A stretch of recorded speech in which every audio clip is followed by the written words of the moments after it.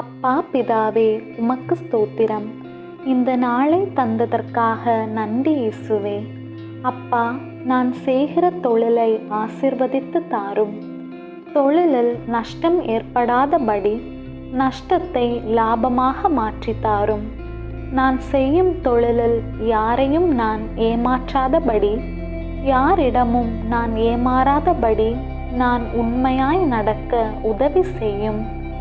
என்னில் உள்ள உண்மையின்படி என்னை அதிகாரியாக வைத்திருக்கிறதற்காக உமக்கு ஸ்தோத்திரம். என் தொழிலை, என் வியாபாரத்தை பெருக செய்யும்படியாக ஆசீர்வதியும். என் தொழிலுக்கு எதிராக எந்த ஒரு பிரச்சனையும் வராதபடி பாதுகாத்து கொள்ளும்.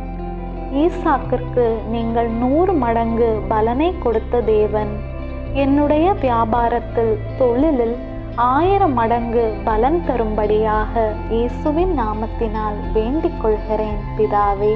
ஆமேன். என் ஆத்துமாவே ஆண்டவரை ஸ்தோத்தரி. என் முழு உளமே அவருடைய பரிசுத்த நாமத்தை ஸ்தோத்தரி. என் ஆத்துமாவே ஆண்டவரை ஸ்தோத்தரி. அவர் செய்த சகல உபகாரங்களையும் மறவாதே, என்றென்றும் மறவாதே. விண்ணுலகில் இருக்கிற எங்கள் தந்தையே, உமது பெயர் தூயதென போற்றப் பெறுக. உமது ஆட்சி வருக. உமது திருவுளம் விண்ணுலகில் நிறைவேறுவது போல மண்ணுலகிலும் நிறைவேறுக.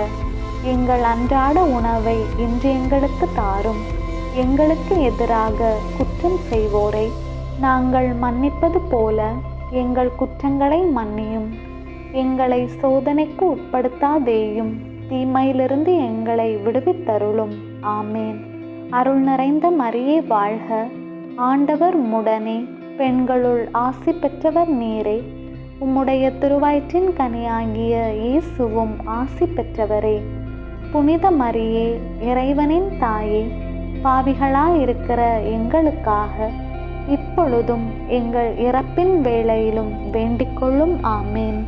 தந்தைக்கும் மகனுக்கும் தூய ஆவியாருக்கும் மாட்சி உண்டாவதாக. தொடக்கத்திலே இருந்தது போல இப்பொழுதும் எப்பொழுதும் என்றென்றும் இருப்பதாக. ஆமேன்.